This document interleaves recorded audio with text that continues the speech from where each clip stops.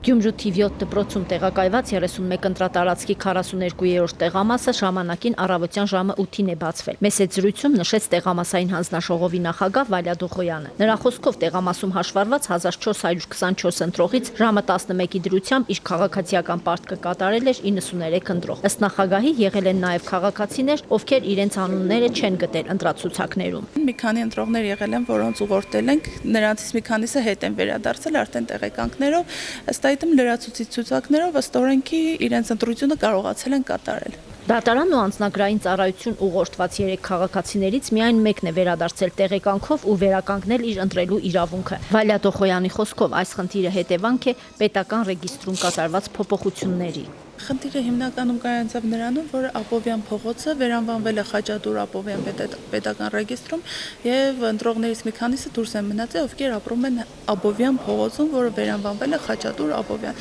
Դրա համար նրանց ուղղորդում են անձնագրայինից տեղեկանքը բերում են ըստ լրացուցիչ ցուցակի, արդեն իրանք ընտրելու իրավունք ունեն։ Տեխնացուների վստահված անձինք ասելիք չունեին։ Տեխնիկական սարքը նույնպես նորմալ է աշխատել, ոչ մի խնդիր չի եղել։ Մեզ հանդիպած ընտրողներից ոմանք նշեցին, որ ընտրություններին միշտ էլ ակտիվ են եղել։ Ոմանք էլ վերջին տարիներին են կարևորել իրենց քվեն ու եկել քվեարկության։ Առաջներում չէ։